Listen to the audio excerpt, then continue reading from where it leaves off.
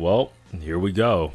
The second attempt by both Sucker Punch and Radical making an open world unlicensed superhero game. The big difference this time around is that they didn't coincidentally release around the same time.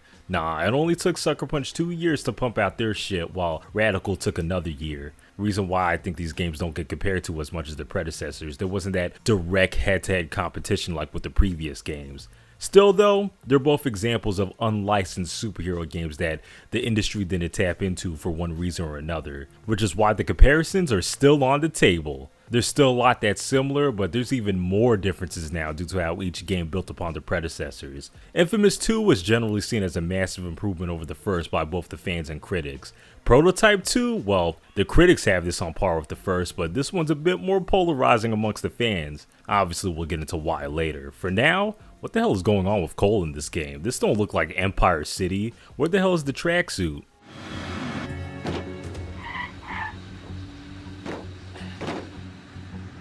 About time you and I have a chat. I got nothing to say to you, freak. Cut the crap. You're gonna take me to Wolf. Now.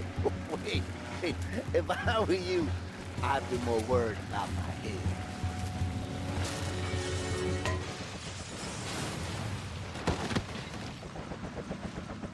So following the defeat of Kessler and discovering the looming threat of this powerful conduit named the Beast, Cole comes into contact with this NSA agent named Lucy Quo. She informs Cole that Dr. Wolf, the one that created the Ray Sphere, is located in Numa Ray and that he's been working on a stronger Ray Sphere that could give Cole more power to combat the Beast. Seeing this as a good opportunity, Cole, Zeke, and Quo get ready to sail off to Numa Ray, but before that happens, the Beast unexpectedly shows up out of nowhere. Cole uses his strongest attacks to thwart him off, but nearly dies as a result. The Beast had drained him of his powers, and worst of all, put himself back together. With Empire City gone to hell, the Beast slowly makes his way down the coast to Numa Ray. In Numa Ray, Cole and the gang arrive to a city that's been overtaken by redneck militiamen called the Militia.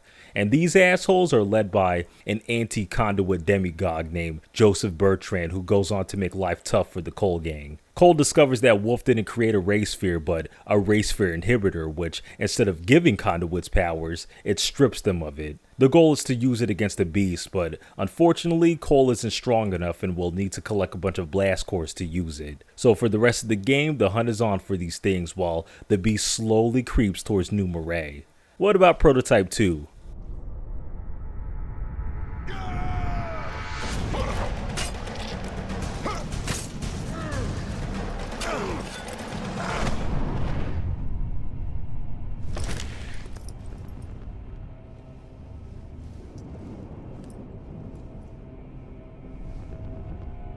You got? So Prototype 2 takes place sometime after Prototype 1, where Alex Mercer managed to stop the outbreak there. Unfortunately, a new outbreak occurs that fucks up New York again. There's infected everywhere, and Black Watch are on their second crusade. Alex Mercer is still out doing his thing, but we aren't seeing things from his perspective anymore. Hell nah, enter James Heller, U.S. Marine Sergeant that comes home from Iraq only to find his wife and daughter murdered by the infected. He blames Alex for this and rejoins the military just to get a chance at him, and that chance comes hella soon as during a mission, Heller's helicopter crashes and Alex flies down from the sky to investigate. Heller stupidly tries to go toe-to-toe with Alex with a knife and gets defeated with ease. Instead of killing Heller though, Alex transfers some of his powers in him, which leaves him unconscious. Heller later awakens in a lab being worked on by a bunch of scientists in Blackwatch. He escapes and is met up by Mercer, who convinces him that he wasn't the one responsible for the spread of the virus and the death of his family. Dude plans on taking down both Gentech and Blackwatch from the inside and needs the help of Heller for some things. For the rest of the game, Heller does various things to fuck over these corporations while also disrupting Mercer's true goals. Yeah, both of these sequels already go in pretty different directions for their premises. Infamous 2 continues right after where the first game left off and hops straight into what the ending of that game set up. Prototype 2, on the other hand, does continue where Prototype 1 left off, but chooses to build up a new main character to follow. Infamous 2 features an entirely new city to explore, while Prototype 2 has the player explore new parts of the same city. Prototype 2 is definitely the easier game to get into if you haven't played its predecessor. You don't really need to know anything about Prototype 1 to fully get what's going on here, while Infamous 2 does reference the first game quite a bit. This game does summarize everything that happened there, but the game makes it clear that you should have played the first game first, especially since you could continue your karmic path from that game. It's kind of interesting though that in both games the main character's efforts to save their cities were in vain. Empire City gets totally annihilated by the Beast in Infamous 2, while in Prototype 2 a virus spreads that's even worse than the last one. Prototype 2 is more newcomer friendly, but I do think that Infamous 2 offers a better, exciting opening. It doesn't get more hype than fighting the big bad final boss right out the gate. I remember first going into this game after Infamous 1 and being like, damn, we're already fighting this guy? Some God of War 3 type shit. It does stink that Cole loses most of his abilities from the first game, but I guess they needed to start Cole from the bottom again somehow. One thing that this opening establishes right out the gate is that the tunes have definitely seen an upgrade. I didn't even talk about the music in the first, and that's because none of the tracks there stood out. For the most part, it was just generic, gritty video game music that served as an unintrusive backdrop. Here, it's still that sort of gritty ambience and drum and bass, but hit with that southern flavor, baby. Some horns here and there, some guitar, some violin. The tracks in this definitely got more going on. The music is still very low-key, but it's more unique, which is why I gotta mention it.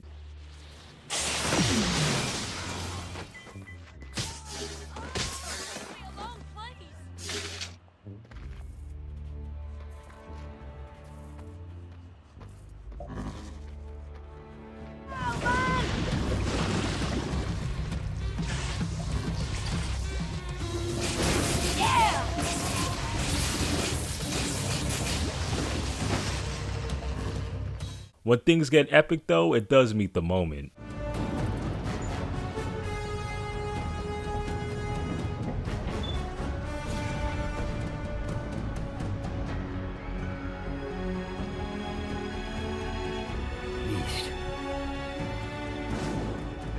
Tesla told me about you. I'm not gonna let it happen. And yeah, unlike Infamous 1, this game still looks pretty damn good. It's a little hard to believe that the games are only 2 years apart because this one looks way better. This is the sort of polish you expect from a first-party Sony title. No more inconsistent frames, but more importantly, the character models and animations all achieve the more realistic look that Sucker Punch was originally going for. We actually got proper in-game cutscenes now with dynamic camera angles and the like, while still keeping the cool, gritty comic art from the last game. Still only saved for the most important story moments, but it's not that big of a deal this time around since this game doesn't look like shit outside of them. Battles in Infamous 1 were already chaotic with all the exploding cars and such, but this game is even crazier with all the breakable balconies and debris flying everywhere. Surprised that this game didn't slow down more often, especially with the amount of enemies that are on screen and how big some of these assholes are. Infamous 1 would have been going like 10 frames per second if the behemoth was there. Unlike Empire City, New Marais actually has some color, and on visuals alone, it's a much more appealing city. At least in the first district, the rest of the town is pretty fucked up. Flood Town obviously being a reference to New Orleans after Katrina, but even besides that, the town is overrun by fascist rednecks, swamp monsters, and a plague, so obviously everything isn't supposed to be all sunshine and rainbows. One thing I do think this game does a better job at is making the different parts of the city feel different. In Infamous 1, I couldn't tell that the historic district was historic and that the Warren was the slums. Here, you immediately feel when you're in a different district. And speaking of different, yeah, Cole is not only rocking a different fit, but a different voice as well. A voice that's way less gravelly, went from sounding like a chain-smoking Solid Snake to Norman Reedus. People seem to be split on this change, but shit, I like it. Every time Cole talked in the last game, I felt like clearing my throat. Moya, I think I found where they're making the Reapers.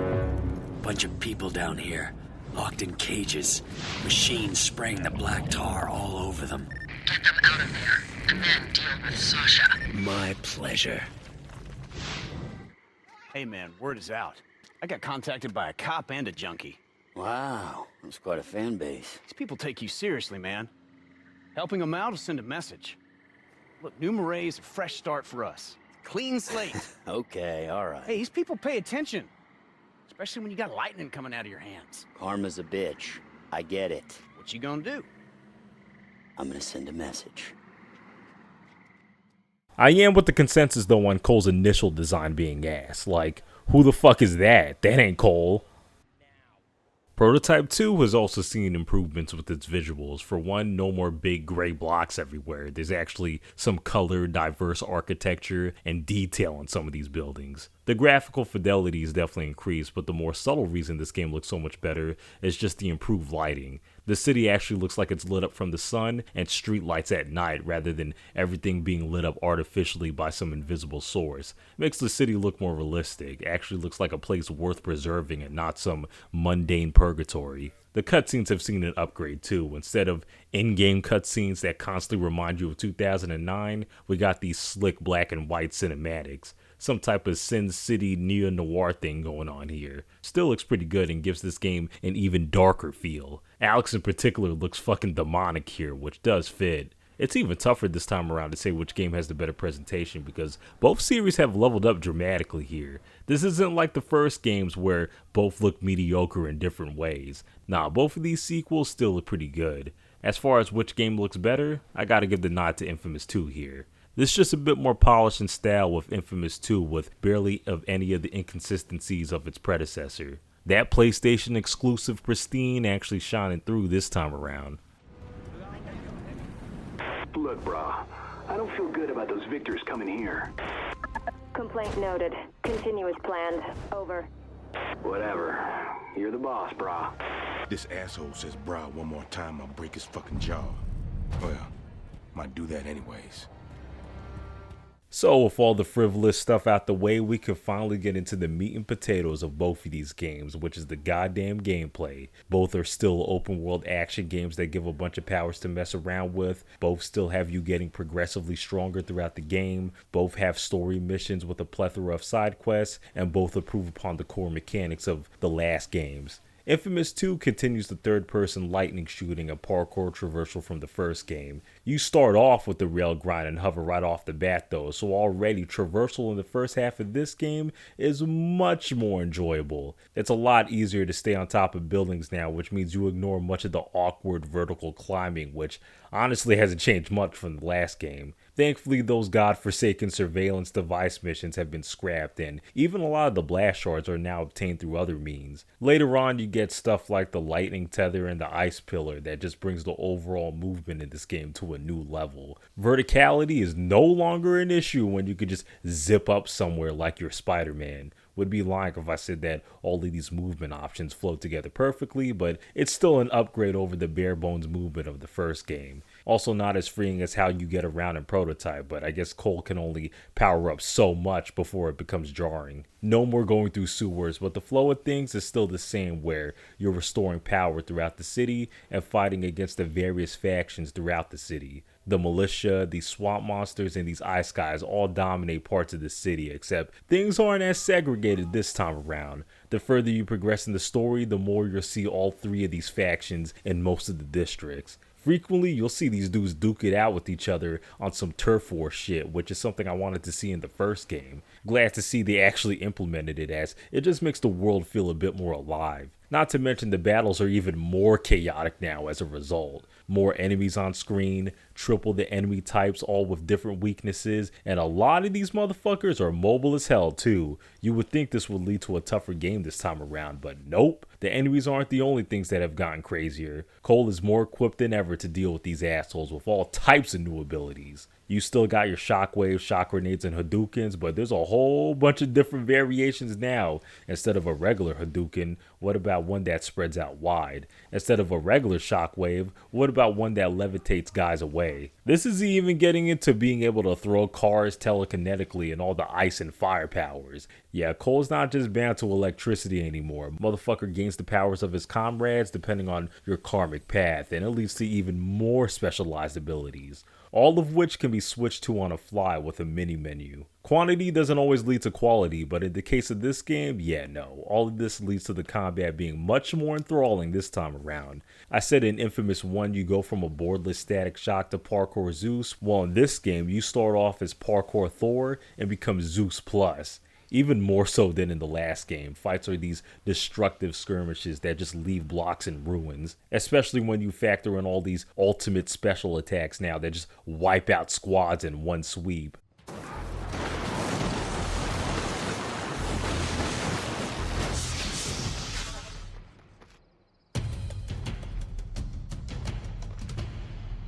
I knew it. I knew this was too easy. If the devs were going more for power fantasy this time around, they definitely achieved that because this shit's badass. It's the perfect balance too, where there's still plenty of challenge to be had. Even though Cole's stronger than ever before, the enemies in this game are more dangerous than anything you would find in Empire City. These ice guys and swamp monsters are spongy as hell, something I typically wouldn't like, but again, there's plenty of ways to dispatch them, so it never really became an issue. They even made melee combat worth a damn. Instead of stiff-ass punches and kicks that do no damage, this game sees Cole armed with this amp that can smack enemies down rather quickly. It actually feels nice to use and looks pretty cool with these finishers at the end of each combo. The side quests have also taken a slight upgrade in that a lot of the bullshit ones have been removed. No more surveillance missions, not as many tailing missions, and even the fetch quests have been toned down. By definition, that does mean less variety, but I just see it as cutting off the fat. There's still a decent amount of variety with defense missions and saving citizens and whatnot.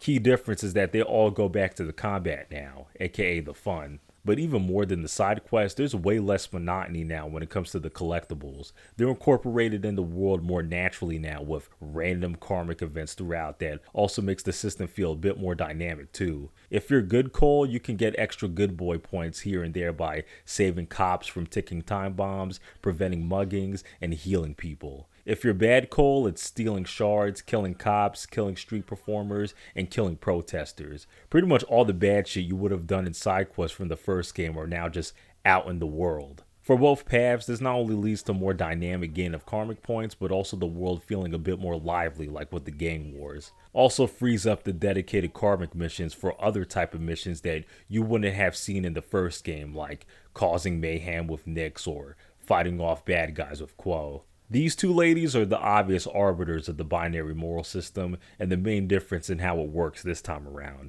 At various moments throughout the story, you're still given choices on either being a hero or an asshole, but a lot of the choices now are done before missions rather than these spontaneous choices thrusted on you during them. The bad choice is usually doing something selfless or reckless with Nyx, while the good choice is usually doing something diplomatic or responsible with Quo. Pretty split on this change, to be honest. On one hand, the actual decisions themselves are a lot more thought out, with entirely different missions being exclusive to each karmic path, which makes them more distinct. However, having all the choices being reduced to a mission select does make it more apparent than ever that the morality in these binary moral choices really don't matter beyond going all the way down one of the two karmic paths. The same gripes I have with the system are still present from the last game, where you're really not making the choices you would actually make. You just choose one path, and you're constantly choosing the choices that reinforce that path. And that's because the most powerful abilities are once again locked behind the highest karmic levels. This is just a problem inherent to binary moral choice systems in general, so I don't want to belabor the point too much. If I were to give some praise, at least there isn't any choice here that's as arbitrary as the tar ones in the last game. Also, the same benefits of a second playthrough being unique is still there. In fact, they're even better now with a whole new power set and main missions being exclusive to them.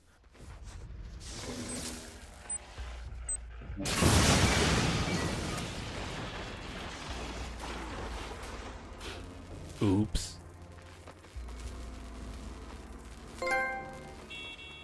So yeah, with all that being said, Infamous 2 was a much more well-designed game than Infamous 1 and a big improvement on all fronts. Cooler powers, fun movement, more interesting enemies, and a more vibrant world.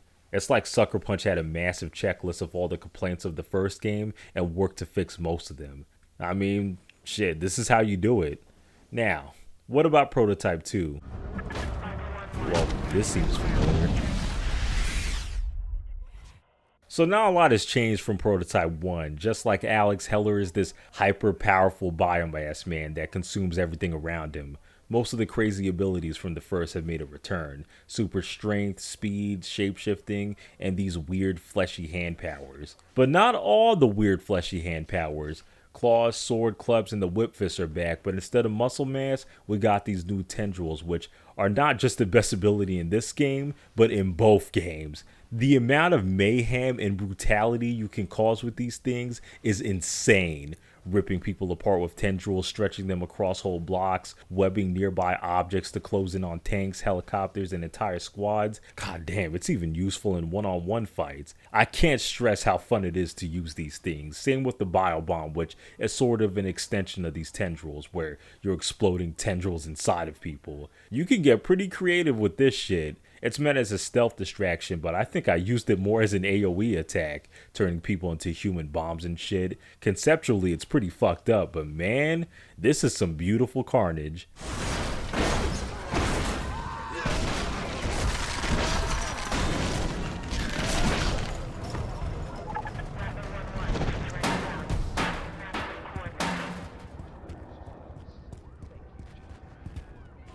My masterpiece.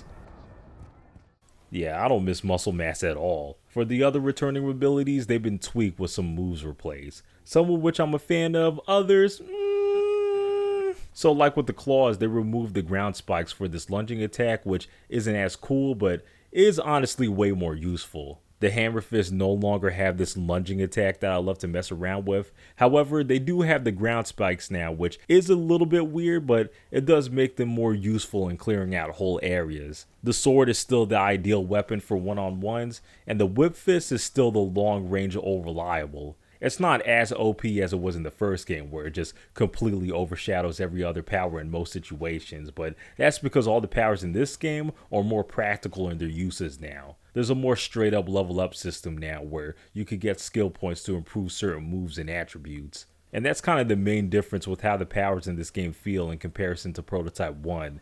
A lot of the useless abilities have been axed out for shit you're actually going to use throughout missions. This does mean less shit to fuck around with outside of missions, however, your core abilities are now more polished and purposeful. Doesn't mean that I didn't have a good time messing around outside of missions like in the first. Y'all saw what I did with those tendrils. But more importantly, the insane movement is still maintained. In fact, I actually like the movement in this game slightly better. Heller doesn't run as fast as Alex, however the jump in this game is more horizontal, which means you gain more distance now. It also feels like you gain more hang time, which does make it feel floaty, but in a good way. Heller is just easier to control than Alex, even more so in these close quarter combat sections with the dodge and lock-on systems now functioning properly. The general flow of things is somewhat similar to Prototype 1, where you're taking on missions dealing with Blackwatch and the Infected. Big difference this time around is that there's not a crap load of infected bases everywhere. Nah, Blackwatch is the faction that run things in this game.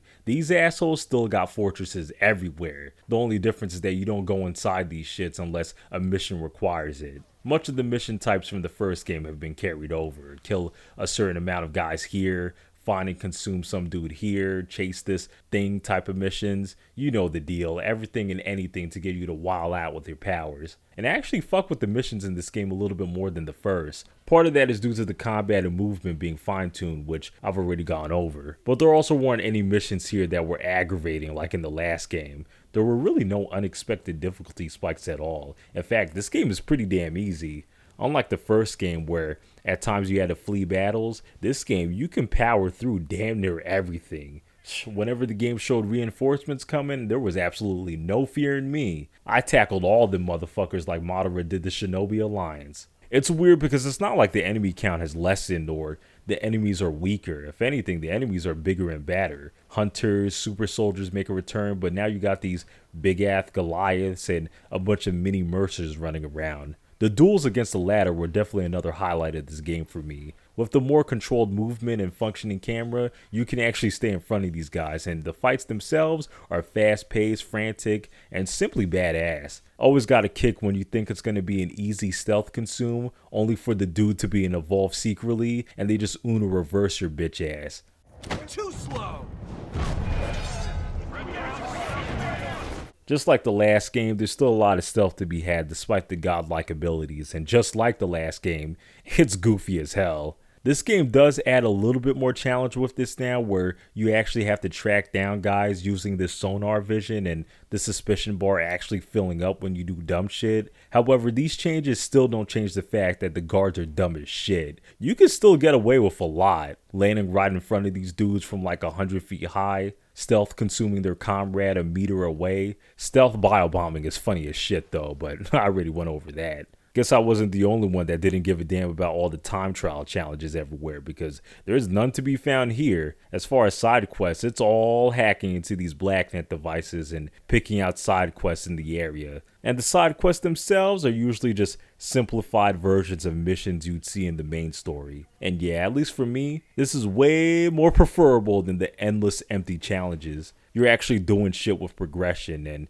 there's a strong incentive now with all these perks you can unlock. So with all of these improvements, why is this game divisive again? Everything I've experienced has felt like a refinement over what came before. Was it just because Prototype 1 came out first? Did y'all like playing as Alex that much? Why? The dude was bland as hell. I can usually see why a game's divisive, but here I'm totally lost. Both prototypes are fun, but unlike Prototype 1, I was actually looking forward to the structured content in this game. The real question though was whether the gameplay here is better than the gameplay of Infamous 2, and that's something I've been going back and forth on mentally as I ramble through this video. Just like the first two games, I got more pure enjoyment with Prototype 2, but the way Infamous 2 is structured and paced is technically better. Damn, I hate to be a centrist again, but I gotta call a tie here, man. I'm sorry, y'all. I just can't decide which is better in this category. It's even tougher this time around because both sequels have ironed out many of the issues I had with their predecessors and are even closer to each other in what they're good at. As overall experiences though, I am preferring Infamous 2 ever so slightly, and that continues to be the case when we talk about the story in both of these games. Since I'm already on Prototype 2, might as well get my thoughts off on it first, since it is the least complicated plot of the two. Sergeant Heller, why are you so cross? Have I done something to offend you? Drop the act, you lying sack of shit. You think you can play me like this? Well, I think I already have.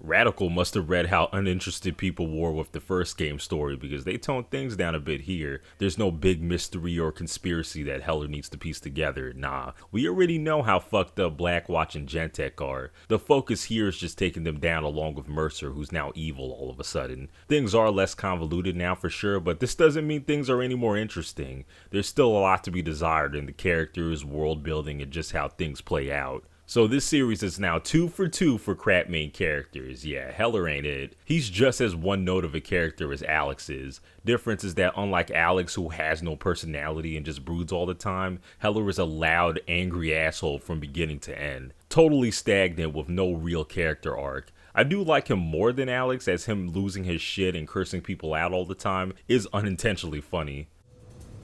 I'm at the computer. What do I press? First, you need I'm pressing the red button. Shit. Now the screen's all fucked up. Shit's broken. Okay, press the alternate key. ALT alternate. Alt? There's no fucking alt. I got a fucking squiggly line key. I got a fucking key with a triangle on it. What the fuck kind of keyboard is this anyway? Oh, James, calm down.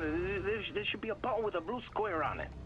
However, there's no other layers to the guy outside of anger. He's so rude and dickish constantly that it's hard to empathize with him, even with the tragic backstory of him losing his family. I can get behind the idea of a villain Mercer. The problem is the execution of it. It just feels so damn abrupt coming from the last game.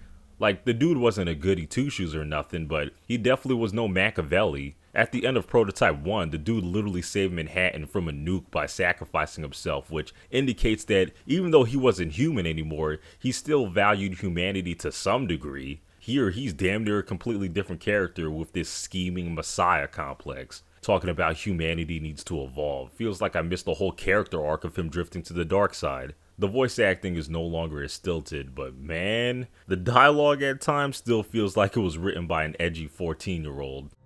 Where's Maya? Safe for the moment. You're gonna tell me, either on your own, or after I skull fuck you and drain your memories out the hole.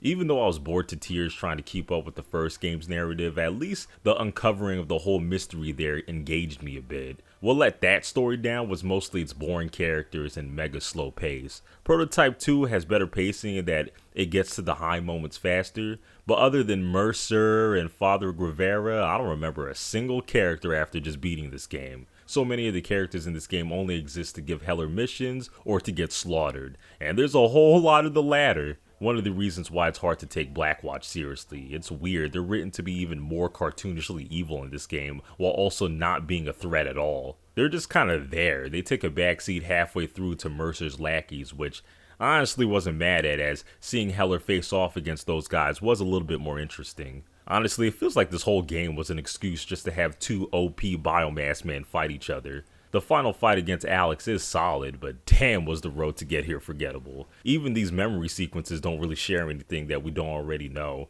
What about Infamous 2? How did Sucker Punch do in continuing Cole's story? Well, there was definitely more expectations with the story here, as unlike Prototype 1, a lot of people, including yours truly, actually gave a shit about the story in Infamous 1. There were some pretty big plot threads that needed to be followed through following the ending of that game, and for the most part, Infamous 2 sticks to landing. It's not a perfect landing, there's definitely some major gripes I have here, but throughout this whole game I was pretty invested to see how things would play out despite already knowing how things end. It's like rereading a good book a decade later. If Infamous 1 is a tale of one man against the world, Infamous 2 is the tale of that same man carrying the weight of the world. Yeah, this game wastes no time in establishing the higher stakes and following through with the cliffhanger from the first game. The beast shows up and immediately fulfills expectations of the doomsday monster he's supposed to be. Damn near kills Cole and destroys the very city Cole spent all of the first game saving. You're constantly reminded of his looming presence too, with the game showing you how far away from New Marais he is, which adds a much needed sense of urgency in the shard hunting. Cole still retains his everyman charms, but it's apparent from the very beginning that he isn't the same reluctant slacker from the first game. Hell nah, this is a duty-driven Cole where, depending on how you play him, either sees him as humanity's last hope or the messiah of conduits. Both are written convincingly, but just like Infamous 1, it's clear that the good karma is the canon karma, as decisions down this path not only weigh more heavily, but fits Cole's arc more naturally. This game continues the theme of Cole embracing the responsibility his powers came with, and what better way to conclude that theme than having Cole sacrifice his own life for the greater good. This is such a satisfying, conclusive ending that I'm not surprised that Sucker Punch were reluctant to come back to Cole for a third game. How the evil karmic path plays out isn't bad or anything, it's just not as thought out. Like, not only are all the plans Nick proposes just stupid, she goes through with some of them regardless if you pick it, which makes your choice feel irrelevant. I guess for the former it does make sense considering how reckless and kind of crazy Nick is, but it does feel a little out of character for even evil Cole to be doing some of this dumb shit. At least the evil choices aren't as morally one note like in Infamous 1 where it was all power and killing with every decision. However, I do like that the moral choices in Infamous 1 were all Cole making decisions for himself. I fuck with Quo and Nix, but having them being the deciders of these moral dilemmas does remove Cole's agency. I talked about Nix's side of things being dumb as shit, but that doesn't mean that I don't like her as a character. Her reckless, thrill-seeking, and abrasive personality was fun to watch. She was also much more fleshed out as a character than Quo, now that I think about it. Unlike Quo, we're shown why she's so consumed with vengeance while also being desperate for her family. And that's because at a young age, she saw her family, along with the rest of her community, get sacrificed to this rich asshole. Growing up without parents under an authoritarian regime by the same guy that killed your folks, yeah, it's no wonder why she acts the way she does. We don't really know what motivates Quo outside of her just being law enforcement, which gets taken away halfway through the game too. If it's just being good for the sake of being good, then it made no sense in the end why she would team up with the Beast in the bad karmic ending. And no, game, acknowledging how unexpected it is doesn't make it better. Now we get to Zeke, who undergoes a crazy development in this game. Dude goes from incompetent comic relief to crafty tactician. I'm pretty sure most of the good ideas and plans in this game came from Zeke. Hell, he's the reason why melee combat's good now, as in the story, he's the one that made the amp for Cole. No more cringe jokes and more touching bro moments. Like, they really want you to forgive him for what he did in the last game. Would be lying if I said that all of this didn't work. The only issue I have is that Cole should still be holding a lot of resentment towards him. What Zeke did in the last game was pretty damn egregious. The fact that they're still on speaking terms at the beginning of this game is wild to me. Even the most forgiving people I don't think would just welcome somebody back in so easily after all that. Lord knows I wouldn't, but here we are with them shooting the shits like all of that didn't happen. I can't tell you how far my eyebrow was raised when Cole said this later in the game. Hey, Zeke. I've been treating you like shit. You really haven't, dude. You could have been a whole lot meaner to him, and honestly, it would have been justified. Initially, it's a little disappointing having only one big bad conduit running the city this time around with Bertrand, but having him be the sole antagonist for most of the game does allocate more time to fleshing him out. And as a result, he's tied with Kessler as the best villain in the series so far. Doesn't get more instantly hateable than a preachy bigot. Dude is the worst parts of every big-time Southern televangelist. A massive hypocrite talking about how God condemns conduits for being impure while secretly being the biggest one in the city. Talking about saving humanity while he plans on selling conduits as weapons to warmongers across the globe. Dude was diabolical, and when you finally take him down with the whole rebel militia, it's extremely cathartic.